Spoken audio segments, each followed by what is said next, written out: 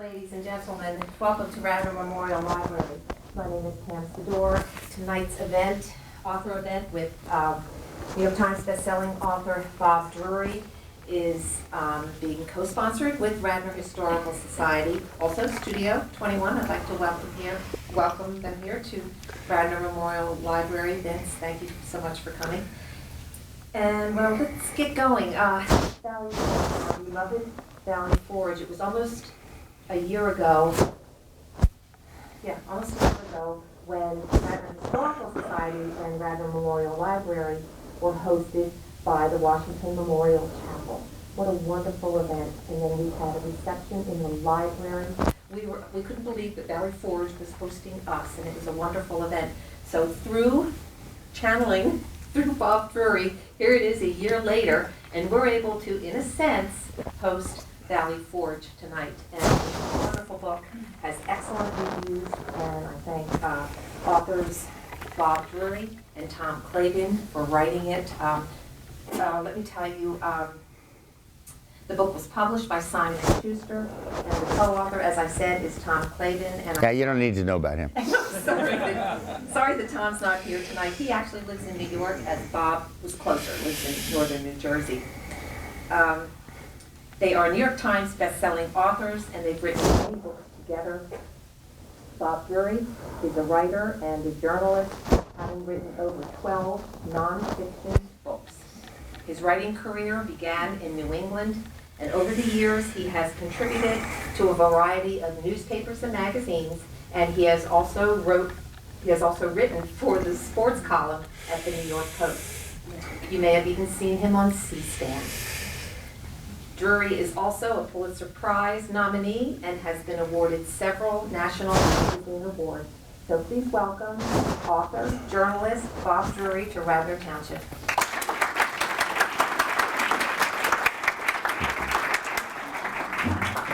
Thank you, Pam. Thank you. And I'd like to thank the Radnor Memorial Library, as well as the Radnor Historical Society and Channel 21. Thank you, Vince. It's awful nice of you all to come out tonight. I must say, you put me in a bit of a pickle here in Radnor. I have spoken to thousands of people about Valley Forge, from the National Archives to the Pritzker Military Library in Chicago, book festivals from Lewes, Delaware, from Jackson, Mississippi to San Francisco. And this is a crowd that probably knows more about Valley Forge than I do. And you scare me. I will do a Q&A at the end. Please ask questions that I can answer. I mean, usually I heard somebody say it before, so tell me about the Battle of Valley Forge. Or, yeah, there you go. Who's you wise guy. Or, hey, if George Washington's headquarters was here, where was President Lincoln's headquarters? That kind of thing. So it's rather daunting to be addressing all you tonight. But again, I thank you for having me here. And I am also well aware that the four most important words in any public speaker's vocabulary are, and so in conclusion. So I will try to keep this as short and happily as sweet as possible. Now, it's customary at events like this for an author to perhaps read a short passage or two from his book that kind of gets to the heart of the matter, tells what he or she is really trying to say. So with that in mind, I look to, page is it? Yes, it's page 294,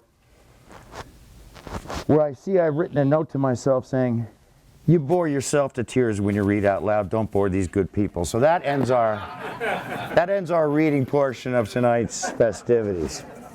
So I was thinking instead, how about if I just tell you a few stories? And I'll start with the genesis of how this Valley Forge book, this project, came to be. It had to be, my son, Liam Antoine, he's Franco-American, his mother's French, he's been bilingual, he speaks 4 languages now, he's been bilingual since he was a toddler. So he was 21, I was 14, so I guess about 7 years ago. And we were down at my wife's mother's house for Christmas, and right around the corner in Haverford Township. And I heard that we were in the kitchen. I heard this kerfluffle from the TV room, and I kind of went to investigate. And I saw my son, I could say 13 or 14. He was stomping out, and I'm sorry about the crick in my throat tonight. I have a frog. He was stomping out of the TV room, and I could tell he was upset about something. Well, it turns out that my wife's brother, 40-something-year-old man, had made some crack about the Americans bailing out the French in 2 world wars. And Liam Antoine, and forget, he's 13 years old, he shot back, yeah. If it wasn't for the French army and the Marquis de Lafayette, you'd be Canada right now. And not only was I proud of my son for standing up to this man, but like a little light bulb went up over my head, and I said, like a cartoon light bulb. I said, wow, the Marquis de Lafayette, the American Revolution. What a great idea for a book that is. I immediately called my partner, Tom Clavin, explained what went on. And I said, what do you think? He said, I love it. Now, we were just finishing up our Red Cloud book, The Heart of Everything That Is, about the only Indian to ever win a war, not a battle, a war against the United States. And we had already committed to our next project, Lucky 666, which is a World War II book. But we put Lafayette, American Revolution, we put it in the queue. That's going to be our next one. As fate would have it, as we were working on Lucky 666, the inestimable Sarah Vowell, wonderful writer, came out with her book, Lafayette in the Somewhat United States. Wonderful book. I advise you all to read it. She basically did what we wanted to do, and she probably did it a lot better. So I was like, okay, back to the drawing board. That kills our book idea. But Tom, as usual, had an idea. And we met one day for, well, let's call it coffee. We met one day for coffee, and he said, what do you know about Valley Forge? I don't know, whatever. I learned in 8th grade civics class, high school American history, freezing, half-naked soldiers, starving to death, and what else do I know? All those pictures, Washington, astride a big white charger, watching them freeze and starve to death. And Tom said to me, you know what? That's what most people, most Americans know about Valley Forge. As I said before, the Battle of Valley Forge. So he said, why don't we look into this? So 4 years ago, this past February, we were still finishing up the Lucky 666 World War II book. I called the Park Service's head interpreter, chief historian, wonderful man. And I said, I'd like to meet you. And I picked February because, contrary to T.S. Eliot, I had done some research by then, I knew February was the harshest month at Valley Forge. And I drove down, and we met, and we took a walking tour, a walking jeep. Spent the entire day there. I got back, and I called Clave, and I said, Tom, we got a book here. You won't believe what went on during this winter of 1777, 1778. And as it happens, we did have a book. This is it. It came out that way. And what Tom and I contend are that the characters who inhabit the pages of Valley Forge, their shared core of values were part of the most productive generation of statesmen in the history of the United States. We say this knowing full well, aware of Abraham Lincoln and his team of rivals, FDR and his kitchen cabinet, but we'll stick to our assertion that the existential moment of the American Revolution occurred at Valley Forge. And what we had hoped to do, and what we hope to do, if you read this book, as the anthropologists say, is to make the familiar strange and the strange familiar. So, as I say, that day I went down in February, there were so many gaps in our knowledge, in my knowledge, so many myths we found out that needed to be busted. One of them, I told you about, coldest winter ever, oh my goodness. No. Actually, it was one of the most mild winters on record in southeastern Pennsylvania, 1777, 1778. Now, it's true that they were inundated several times by snowstorms and ice storms, but then the following week, the temperatures would rise to 40, and it would rain, and it would just melt all the snow, and the haphazardly dug latrines would overflow, and the horses who had dropped dead of starvation a week earlier when it was 12 degrees and could only be buried in a foot of soil because the ground was so hard, they would start to come up. And Tom and I read so many journals by officers mainly, both sides, actually three sides, French, English, and the Continental Army officers. And I personally read 2,000, everything George Washington wrote between July 1777 and August 1778, I read. We're talking public proclamations, personal memos, general orders, all his correspondence with the Continental Army. And there's a through line running through all this. Washington, all the officers who were writing, who were stationed in the valley, and it's how much the place stunk. It was like there was an effluvia coming out of the ground. It was like an illness was hanging over Valley Forge. Now, Washington, of course, hated this. The previous winter and the successive winter camp, both up in Morristown, New Jersey, have been fairly Arctic. He liked that. He figured our men can drill in the cold, in these sub-freezing weathers. But with the mud and the muck and the stink and the smell, this is not good. Disease ran rampant. And that was a kind of a disease, exposure, and starvation. You know, and I'm sure you do because you're all from Radnor and you know more than I do, over 2,000 men perished at Valley Forge, more than any single battle in the entire American Revolution. And historians estimate that perhaps half of them, 1,000, died of starvation. So you figure, okay, the Continental Congress couldn't get their supply lines together. But on the other hand, the entire autumn campaign, the Philadelphia campaign that Washington had waged in the late summer and autumn of 1777, it must have just killed the farms. It made them bereft, the farms surrounding Valley Forge. They probably had nothing. That's why these people were starving. Another myth, wrong. Once again, the cropping season of 1777 was the greatest of the decade. But the Continental Army's scrip was so worthless and so being counterfeited by the British that none of the Quakers, none of the farmers, none of them wanted to sell anything to the Continental Army. Instead, they were smuggling their cattle, their pigs, their corn, their wheat, their winter fruit. They were smuggling it into Philadelphia, where, of course, British occupied Philadelphia. They were paying pounds sterling, sometimes even gold. So, yes, it is true that there were naked, and we're not saying metaphorical naked. We're talking about foreign observers who came to Valley Forge to see what was going on. They were shocked to see Washington's sentries on the outside of camp, huddled in ratty blankets, naked underneath, no shoes, barefoot, standing on their hats in the freezing mud.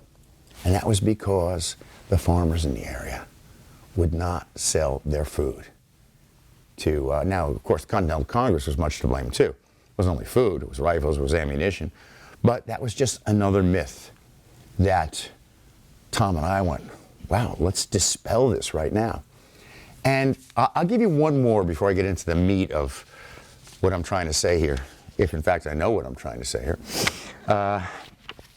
Did you know, and you know, in most crowds I speak to, no one knows. I have a feeling everyone in this crowd knows. Did you know there were 750 black soldiers fighting in the Continental Army? Freedmen, mostly from in fact, predominantly from New England. A few freed slaves who had gone in place of people who would pay for it, but mostly freedmen. And this was the last time, until the Korean War, where black Americans and white Americans fought together, stood soldier to soldier, lived in the same hut, died together of diseases. And yes, I understand there were black units in the Civil War and in the World War I, World War II, Tuskegee Airmen. but those were all segregated units. This was the last time that black Americans and white Americans fought next to each other. So all these myths they were starting to add up. And Tom and I are sitting there and say, okay, so what's the big picture? And they bring us to the larger picture that so many of us don't realize, certainly Clavin and I didn't. And that winter at Valley Forge was, in essence, an existential moment for the United States of America. Because George Washington was not only fighting a military campaign against George III's Redcoats, he was fighting a political campaign against his own Continental Congress. People don't realize this. When you think of Washington, let's face it, we all think of the guy in the dollar bill. Right? He came out of the womb wearing a blue and buff uniform, you know. Maybe even riding a white horse, you know. Poor mother.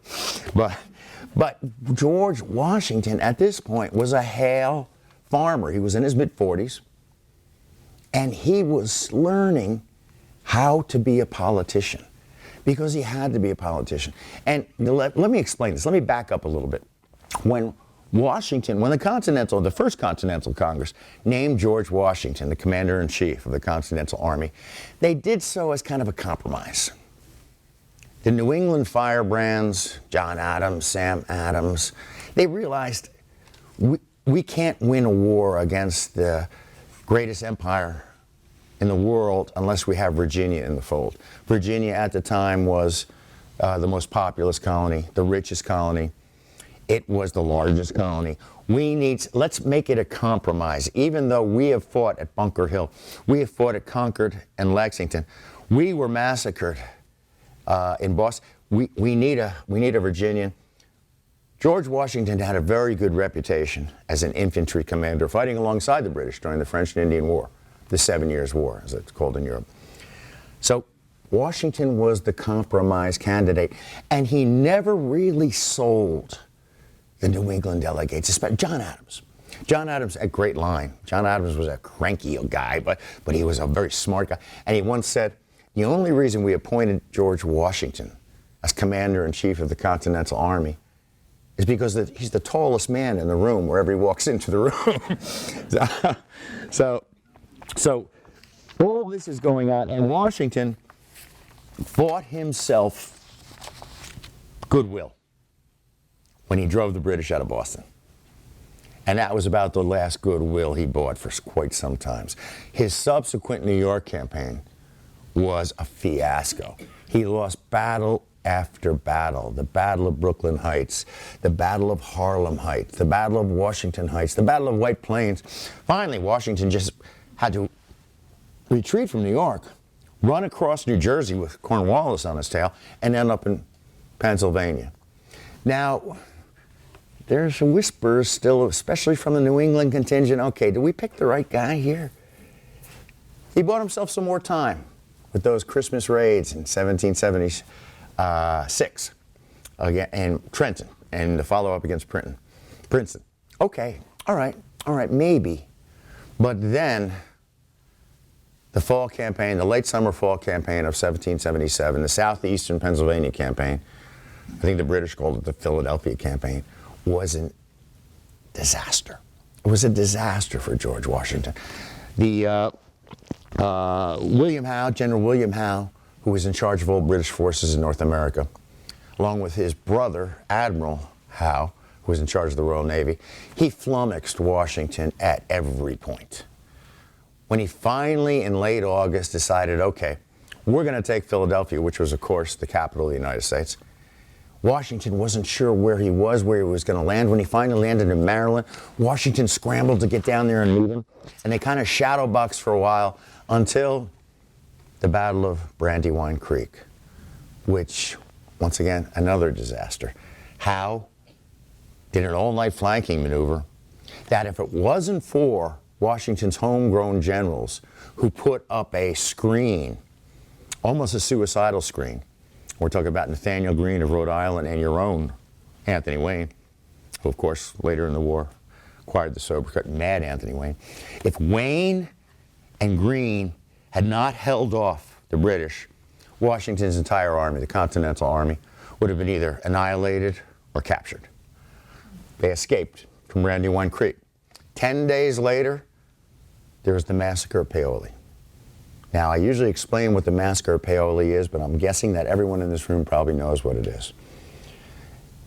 Washington had sent General Wayne and several companies, several regiments of soldiers to shadow Howe as he was marching towards Philadelphia. Howe got wind of this through loyalists, turned around, ordered a midnight bayonet attack. No flint. In fact, the general who led it, General William Gray, became known as No Flint Gray because he said to his men, no one is firing a shot tonight. It's strictly bayonets.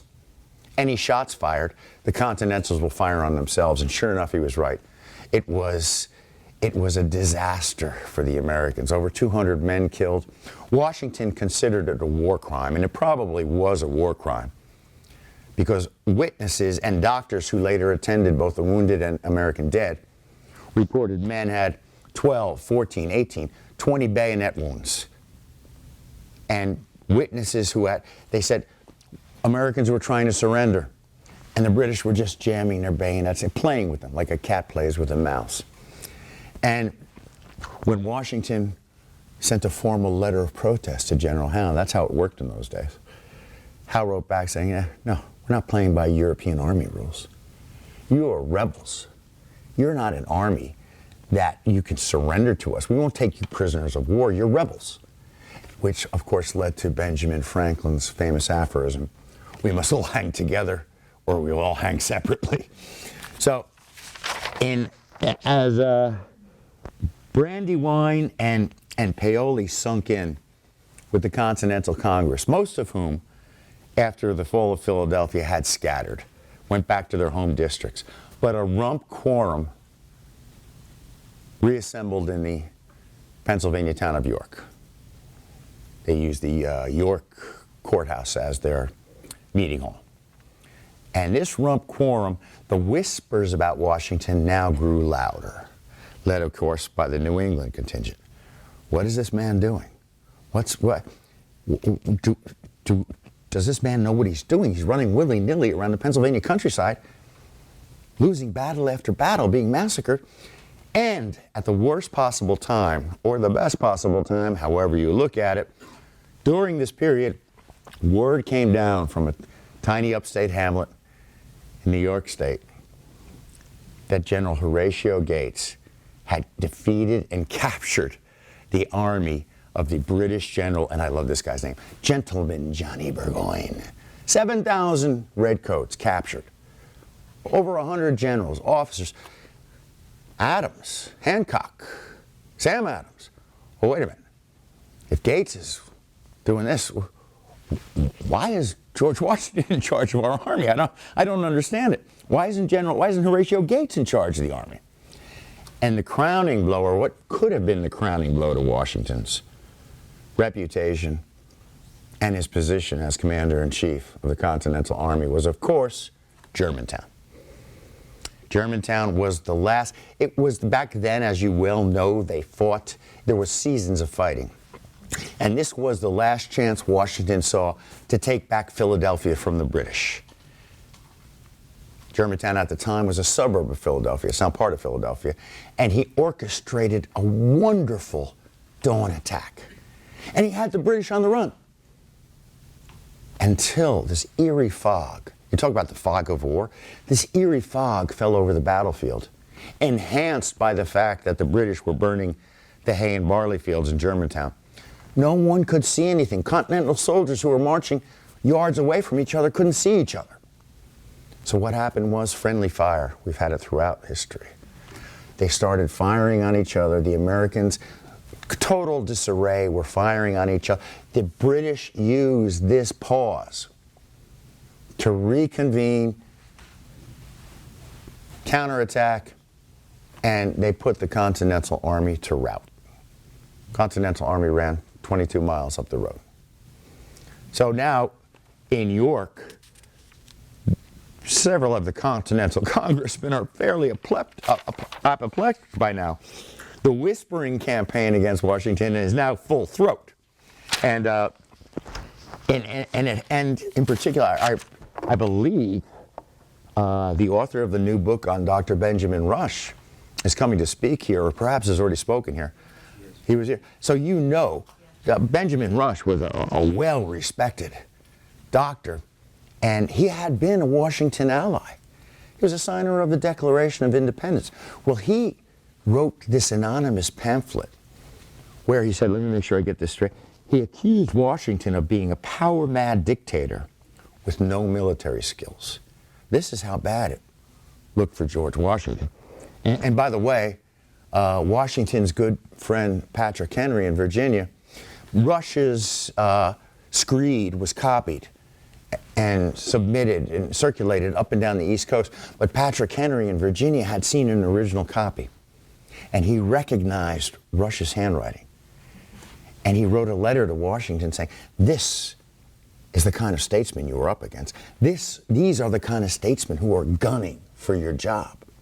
And of course, Horatio Gates, by this time, said, well, he just happened to move down to York just to schmooze a little bit with the Continental Congress, yeah, well, if you happen to want a new commander, here I am. Shall we have a pint of grog together? So all this is going on, and this is what I really admire about George Washington. He was learning the political game much as he was learning the military game. I mean, he had been a more than competent infantry commander during the French and Indian War, during Lord Dunmore's war against the Shawnee and the Cherokee. But when he was named commander-in-chief, he immediately sent his aides out. I need books on naval warfare. I need books on artillery. I need books on military engineering. I need books on cavalry. He didn't know anything about this, but he was smart enough to know he didn't know it. And he taught himself about it just as he was teaching himself political skills. So instead of lashing out at the Continental Congress, the New Englanders who wanted him out, at Benjamin Rush, he played the long game. And what he did is he sent a letter to York and he said, why don't you come out and see for yourself what I'm dealing with here in Valley Forge? Then we'll make a decision.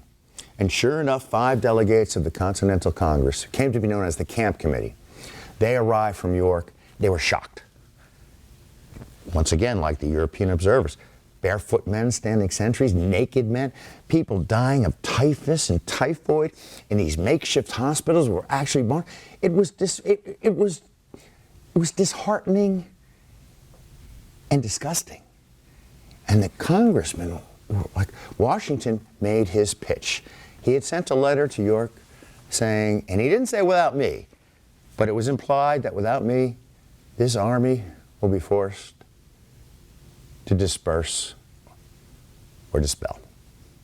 That scared the congressman. And when the 5 congressmen got out to Valley Forge and saw what was going on, they realized Washington was the one man keeping the Continental Army together. It was his strength of purpose. It was his will that was keeping this army together. And of course, he pushed that notion along. Once he gave his first day's kind of overview to the congressman, he said, here's the farmhouse you're living in. You decide what you want to write to the Continental Congress. But every day, even though Washington never returned, every day he would send his aides de camp. John Lawrence, who I will talk about in a minute because he's one of my favorite characters. Alexander Hamilton. John Lawrence, 23. Alexander Hamilton, 22. The Marquis de Lafayette, who was 19 when he introduced himself to Washington that previous July, had just turned 20 at the Battle of Brandywine. These 3 were over there every day, whispering in the congressman's ears. And the congressmen were actually putting together a letter, and it was everything Washington wanted them to say. So he was learning politics, just as he was learning cavalry tactics, or how to use his artillery, or how to use his military engineers to dig and raise redoubts. And he was still beleaguered. He was still the head of a bobtailed army, but he knew what he was doing with these 3 surrogate sons, is what Tom Clavin and I call them in the book. And I'll digress here a little. I'm assuming that between Ron Chernow and Lin-Manuel Miranda, I don't have to talk about Alexander Hamilton today.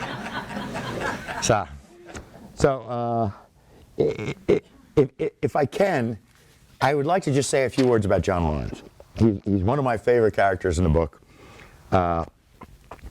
He was the son of Henry Lawrence, who had succeeded John Hancock as president of the Continental Congress. And John, after receiving his college degree in Geneva, South Carolinian, he was studying law in London when the revolution broke out. And much to his father's chagrin, he immediately sailed back. He wanted to fight. He was like Lafayette, like Hamilton, he wanted to fight. He wanted to be in the thick of it. And he had acquitted himself well at the Battle of Brandywine, and especially at the Battle of Germantown, where he tried to take a bastion called the Chew House. And his bravery got him wounded. Of course, it sent his father's, and his father had the fainting couch because my baby John is wounded. But John acquitted himself well. But the main reason I call him one of my favorite characters is because he's the founding father you have never heard of. And the reason you have never heard of John Lawrence is because years later, all these young aides-de-camp, Hamilton, Lafayette, Lawrence, they all wanted a field command. But they realized they were more needed at Washington's headquarters at Valley Forge. Washington needed bucking up from these young men. But years later, John Lawrence finally got his field command. And he was in a sickbed with malaria in 1784, weeks before the British were about to evacuate his hometown of Charleston, South Carolina, when he received a report that there was a red coat foraging party out that had moved out of Charlotte and were looking for food. He immediately raised a company. He's shaking with malaria. He raised a company. He went looking for them, and he was ambushed by British scouts, and he was shot out of his saddle and killed at the age of 28. I'm convinced he would have been our first Secretary of State. But once again, that's why I call him the founding father you never heard of. And I'm getting a little ahead of myself, so let's move back to Valley Forge. John Lawrence, Alexander Hamilton, Marquis de Lafayette, bucking up George Washington. George Washington was a stoic man. Martha Washington was the only person that could kind of get through his armor.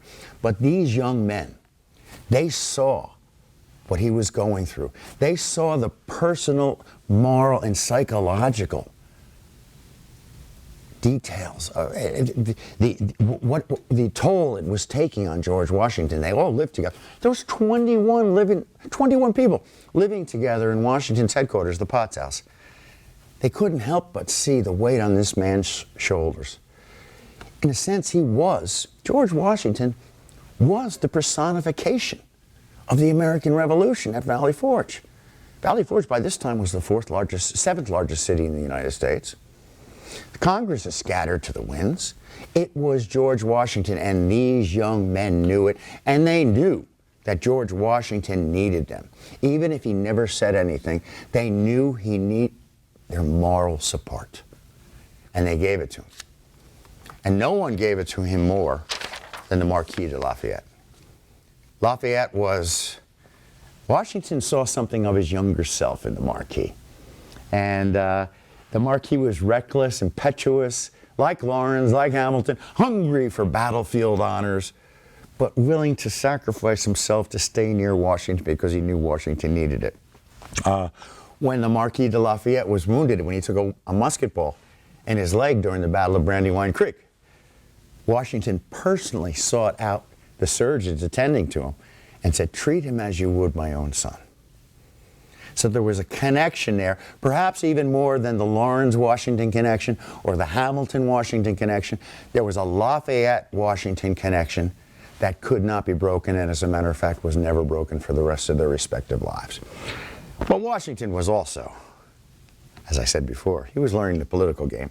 And he knew that Lafayette, one of the most influential landowners in France, was sending these missives back to France, to Louis XVI, and most especially to Louis XVI's foreign minister, the Count Vergennes. And he was lauding the American spirit. He was lauding Washington's tactical and strategic genius. And he had the French king's ear. He had Vergennes' ear, who had the French king's ear.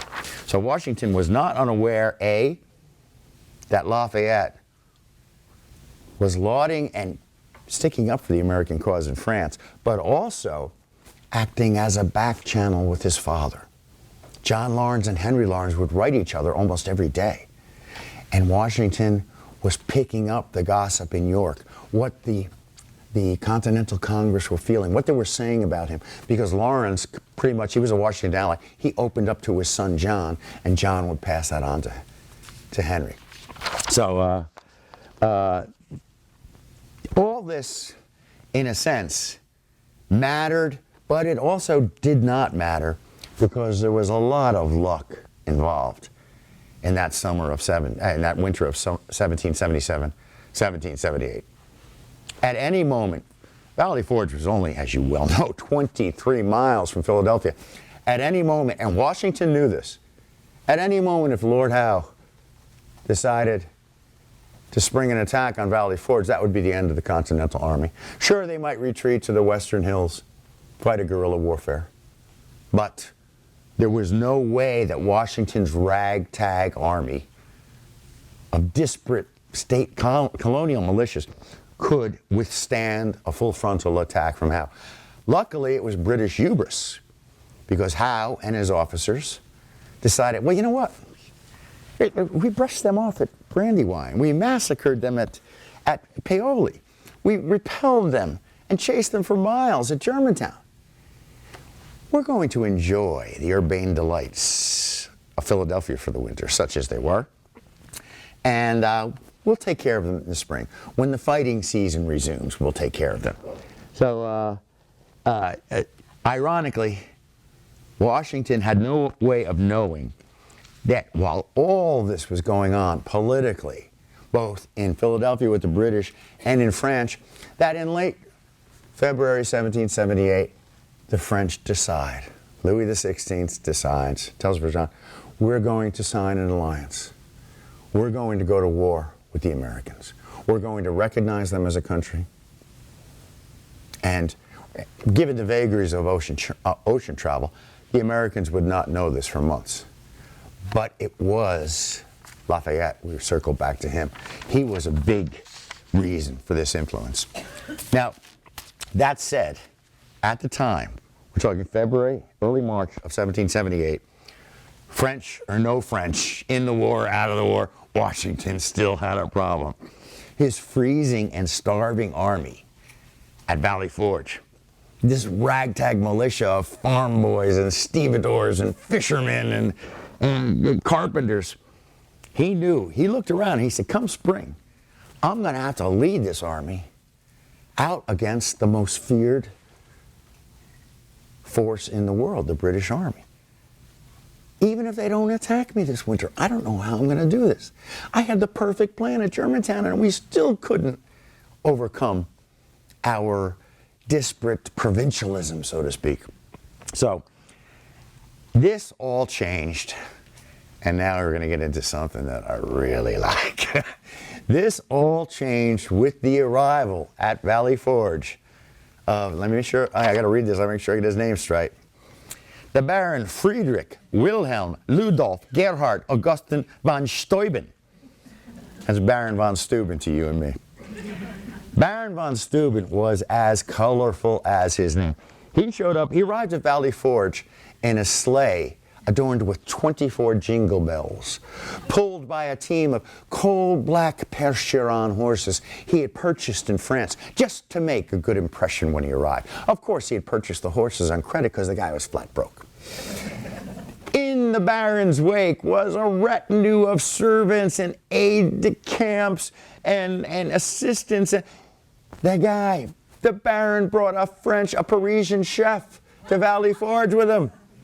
The Parisian chef was there 24 hours, and he said, "I don't know why he quit. He went back to Paris."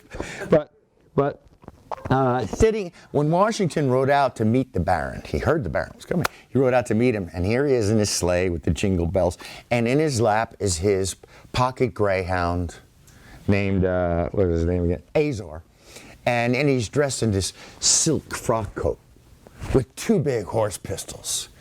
And he just looked at George Washington and he said, in German, he had no English.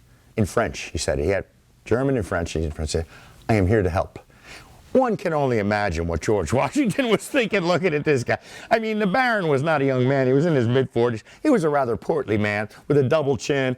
And Washington was like, what the hell? But the Baron had been a member of Frederick the Great's army. And at the time, Frederick the Great's army was renowned as the best in the Western world. In fact, there was a saying about the Prussian army, it's an army with a country as opposed to a country with an army. So von Steuben also arrived in Valley Forge with a resume more doctored up than the Mayo Clinic. What happened was when the Count Vergennes, the French foreign minister, had introduced him to Silas Deane and Benjamin Franklin, the American representatives in Paris, he said, this is the man. This is the man to train your army, to make it one, to turn it from 13 disparate colonial militias. And at first, Franklin and Deane were skeptical. Yeah, sure, we've heard this before. But after several meetings with von Steuben, they realized this here is the real deal. Because Frederick the Great was the only army in the Western world, including the Continental Army, where the officers, Frederick the Great himself, would get down in the muck and mire and train with the enlisted men. They had no compunction. Von Steuben, it was a prerequisite at the Prussian army that you lived for your first 6 years.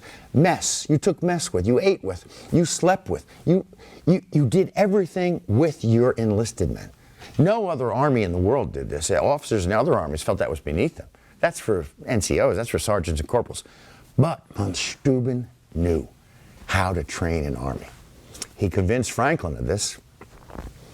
And Franklin looks at Silas Deane and says, you know, we've been receiving these letters from George Washington saying, do not send me any more of these foreign mercenaries. I cannot take any more of the, and I love this word, these popinjays. And most of them didn't speak English. They expected to be given a general sash as soon as they arrived on America's shores. Washington was up to here with these guys. So, Deane, Vergennes, Franklin, how are we going to sell this guy to Washington? He's only a captain. Washington doesn't even want generals. So suddenly they all put their heads together. Von Steuben's captain bars mysteriously disappeared to be replaced by 3 stars of a general. He was, in his letters of introduction to Washington, he was not only a veteran general of the Prussian army, but he had served as Frederick the Great's aide-de-camp and for 12 years, and also as the Inspector General of the Prussian Army for 10 years. I mean, this is the man. They all knew that sooner or later that the jig was going to be up for this roly-poly Prussian with the double chin. But even von Steuben knew it.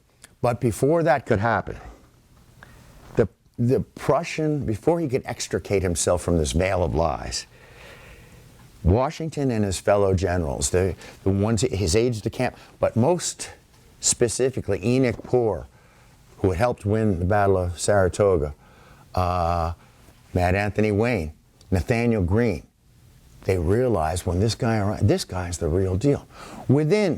On his first day, on von Steuben's first day at Valley Forge, Washington, as I said, he had no English. Washington assigned him John Lawrence and or Alexander Hamilton as his translator. Von Steuben decides to make an unofficial inspection tour of the camp.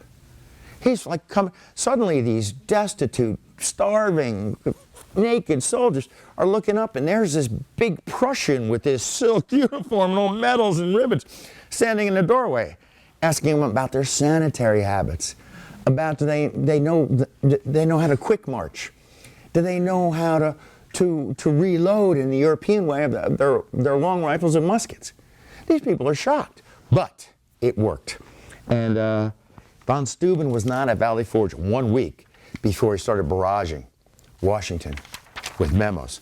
Here's what you got. Everything from, you can't dig your latrines where your bread ovens are. You got to move to the other side of camp. To, you know what? Let's get some morale going here. Let's grade some regimental lanes in front of the cabins. And give these people pride of purpose.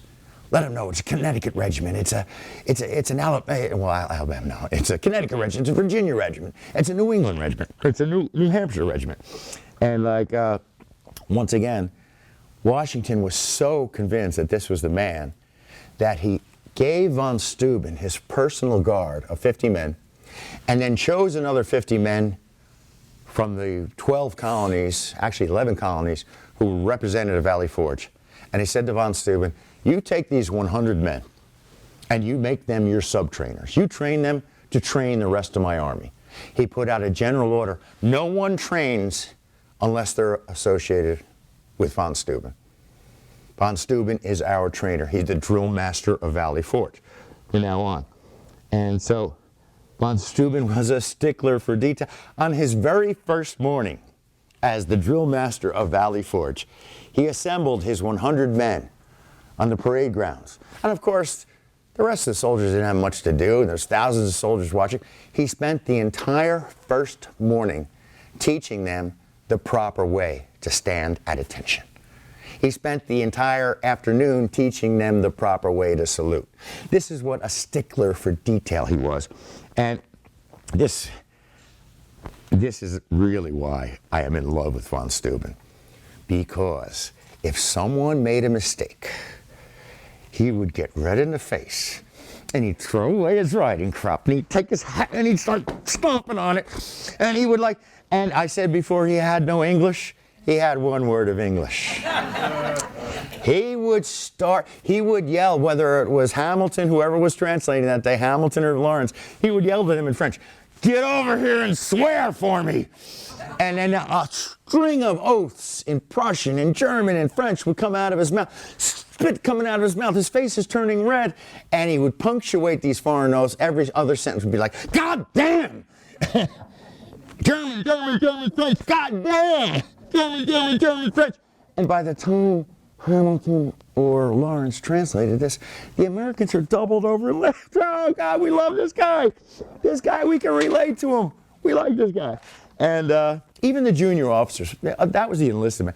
The junior officers, von Steuben was given a cabin to live in, or actually part of a farmhouse.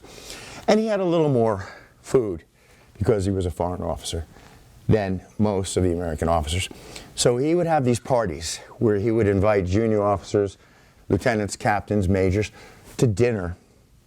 And he would call them his sans culottes parties because everybody was so distressed with their clothing that if you did not own a pair of pants, or if your pants were so ragged they were basically falling over, you could come to the party. But if you owned a pair of pants, you couldn't come. And of course, on the many occasions when von Steuben was invited to Washington's headquarters at the Potts House for dinner, he would charm the officers' French-speaking wives with tales, ribald tales of the salons of Europe. And I'm sorry if I spent too much time on the Baron von Steuben here tonight. It's for good reason. George Washington's last official communique as Commander-in-Chief of the Continental Army in 1783 was written to the Captain von Steuben. And in this communique, George Washington thanked the Prussian for turning his army into a well-oiled fighting machine. For that spring, when the Americans finally marched out of Valley Forge, 6 months to the day after they had marched in December, in uniform quick step they marched out because von Steuben, he had a quick stepping. When they marched out of Valley Forge to meet the British on the sandy plains of New Jersey, near the small village of Monmouth Courthouse, the British were, in a word, flabbergasted. I call it their Butch and Sundance moment. Who are these guys? These are not the guys that we Paoli, we massacred them. Germantown, we killed them. Brandon. Look at them. Look at the way they wheel. Look at the way they quick step. Look at the way they're bringing their artillery up. They're a real army. This is not this ragtag, disparate militias that we pretty much thought we were going to run over. Which brings me to the 4 words I promised you earlier. And so, in conclusion, if you'll allow me to just finish up by saying that Tom and I close our book with what we think is a vivid and detailed description of what came to be known as the Battle of Monmouth Courthouse. Washington had put another general in charge of the attack that day. Washington himself was leading up reinforcements from the rear. He put Charles Lee in charge. It was a blistering hot late June day, over 100 degrees. When Washington reached the front lines, his army was in retreat. Lee had ordered a retreat without a shot being fired. He didn't believe that the American army could stand up against the might of the British army. They were in an organized retreat, thanks to the Baron von Steuben, but it was a retreat nonetheless. A furious Washington, he was on a white charger that had been gifted to him the day before by the governor of New Jersey. He spurred his horse. He got to the front lines, and he confronted Lee. What is the meaning of this, sir? What is the meaning of this? He dismissed Lee to the rear. I order you to the rear. He took charge himself. He started racing up and down the retreating. Now, they were retreating as von Steuben had told them. It was not a willy-nilly Germantown retreat where everybody's running for their lives. But they were retreating in order, but they were retreating. Washington starts riding up and down, jumping hedgerows, jumping fences. Fight, stop, fight. We need to fight, stop, fight. We will fight today. So exhausted was his horse, the white charger collapsed from beneath him, died of heat, prostration. Washington grabbed the reins of another horse, riding up and down, riding up and down. He finally got his army to slow and to stop, and he got their attention. By now, the British under Cornwallis are counterattacking. 1.5 miles away, you can see them coming down a valley. A sea of red, a bayonet charge. Washington, the British had moved their artillery up close enough. Grape shot is whizzing by Washington's head. A cannonball landed yards from, splattering him and his horse with mud. He stood in, holding his sword, pointing it towards that sea of red, said, "Will you fight with me today? Will you fight with me? Not will you fight for me. Will you fight with me today?" Finally, the army turned around. They looked at the British, and Washington gave them one more. "Will you fight with me today?" And if you want to know the answer to that, you're going to have to read the damn book. Thank you very much. Thank you. Thank you very much. I've exhausted myself. Thank you. We have time for I have time. Okay. I have time. Thank you so much. Thank you. Thank you again for coming out tonight. It was a lot of fun. Really, it's wonderful. And Nick is here from Point. You want to stick around because I'll tell you a story. When I was at the Pritzker Military Library, I've been there several times. I was there for my book, Halsey's Typhoon. And there were maybe 800, 900 people in the audience and another 9,000 people watching on a podcast.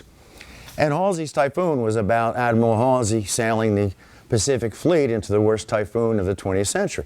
70-foot waves, destroyers were turning turtle and breaking in half, and men were trapped. And the men who got out were body surfing these waves and getting eaten by sharks. And afterwards, the book manager, I forget his title, of Pritzker Military Museum came up to me and he said, "Mr. Drury, we've had thousands of authors come and speak here. It's the largest military museum in the library in the United States. We've had thousands of authors come and speak at the Pritzker. You're the first one who ever acted out his book." So anyway, I thank you. If you got any questions, don't ask me any hard ones, all right? Yes, sir. A couple of years ago, John McKee wrote a book called The Founding Fish, and the thesis was that the shad that came up the Schuylkill provided the protein for Washington's army. Is there any credence to that? No. It wasn't in your book, so I wondered. Yeah, no, we left that out. We were, because of authors like McPhee, it's a mistake. There was a shad run that year, as there was every year, up the Schuylkill. but the British cut it off before it got to Valley Forge. So they strung nets, seine nets across the river, and that so no shad could get upriver. So, and I'm a big fan of John McPhee, but you know, instead of, there are certain, well, as you can tell from tonight, there are certain myths that we try to debunk. That was such a minor one. I said, you know, let's not write about it at all. So, I don't know, rightly or wrongly, that's what we did. So, anyone else? Oh, good. You're not gonna. Oh, here's a hard one. I can tell. So I'm only at about page 150, and it sounds like two questions. The first is, when you're describing the Battle of Brandywine, you say that you can still see ruts from cannonballs. Yeah, I know. 240 years later, how do we know those aren't tractor tracks? Well, historians have ascertained that hill where the Americans made, where they made the screen, that hill, those are the cannonball ruts going up. Yeah. Second question. And plus, there's nothing planted on that hill. There's no reason a tractor would go up that hill. So the second thing was, because I'm only at about page 150, and your story about about von Steuben, could you talk about why it's called King of Prussia? Frederick the Great. But I mean, how Washington got to. Well, Frederick the Great was such, I mean, he was world renowned. And on the last night on the trudge to Valley Forge, they camped outside an inn called the King of Prussia Inn. And Washington and his officers went inside to eat, and there was a picture of Frederick the Great's, a picture, yes, Polaroid, a portrait of Frederick the Great staring down at them from above the fireplace. And you can only imagine what must have been going through Washington's mind. We have just been, excuse my French, we've just gotten our ass kicked left and right. And here's my idol. When Washington was a young man fighting for the British in the French and Indian War, he sent to London for busts of Julius Caesar, of Alexander the Great, and of Frederick the Great. Those were his three military idols. And here's the portrait of the man standing down him, and he's leading this. I mean, they said that you could follow the trail of the Continental Army into Valley Forge from the blood and the snow, because they were all barefoot. Oh, anyway. Yes, sir. I'm used to historians being individuals writing, researching, writing, and I've never heard of a pair of historians working together. And I was wondering if you could talk about your collaboration with your co-author. Tom, how do you do it? How do you do the research? Tom and I have a kind of a Henry Ford type assembly line going. First of all, we decided early on, one person has to write. You can't have four hands on a keyboard. So I do the writing. And when we're writing a book that entails interviewing people, Halsey's Typhoon, Last Stand of Fox Company, Last Men Out, the Vietnam book, where they're still alive, I do all the interviewing. But Tom is a wondrous researcher. I mean, you could throw me into the Library of Congress or the National Archives looking for something, and I might come out with it. You might have to send in a mining party with the miners' hats in to find me. But Tom just finds this stuff. And I'm constantly, if I'm doing a draft, I'll send a chunk back to Tom saying, we need more on this.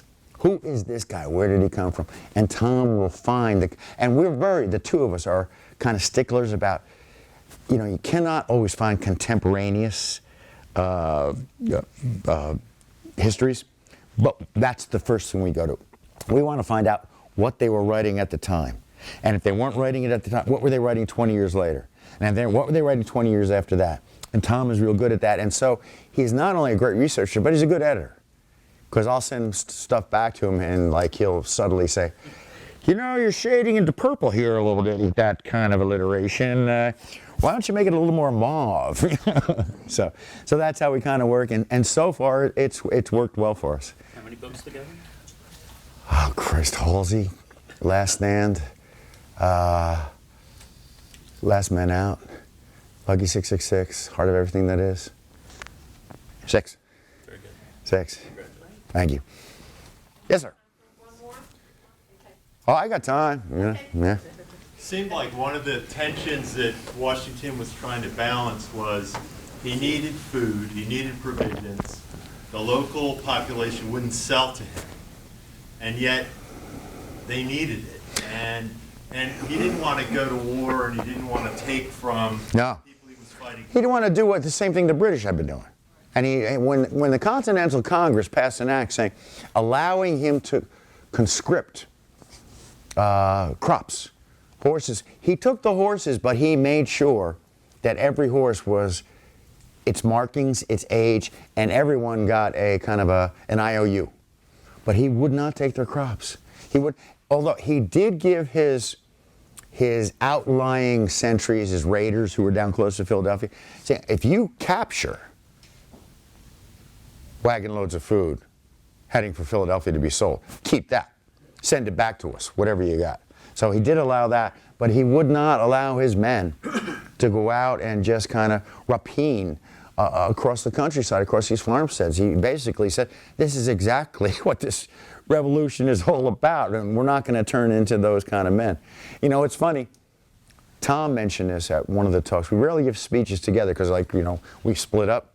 Well, we did one together, and Tom mentioned, and I hadn't thought about this, when Washington declined to run for a third presidential term, the reason he did it was he was afraid he would die in office, and it would set the precedent of the United States having a king, or a king-like president. And, there's one other anecdote along those lines that I know I'm taking up your time, but I think it's really interesting because, the hell am I? It struck me when I read about it. Yes, that's it, because I'm going to Fraunces Tavern in 2 weeks. The Valley Forge won their Sons of the American Revolution award and Fraunces Tavern Museum, and they're having a dinner, and I'm looking forward to it. But in the 1790s, long after George Washington had officially thanked his officers, he had his goodbye party at Fraunces Tavern. He was back he was president, second term, having a glass of Madeira wine with a friend. The proprietor placed a plate of $3 shad in front of him and told him it was on the house, Your Excellency. That's what they called Washington, Your Excellency. Washington blanched. He sent it back to the kitchen.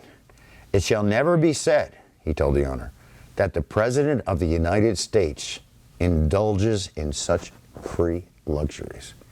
Imagine any politician today saying that. Come on. Oh, goodness gracious. Now, speaking of goodness gracious, you've been a wonderful crowd tonight. Thank you again for having me. Thank you.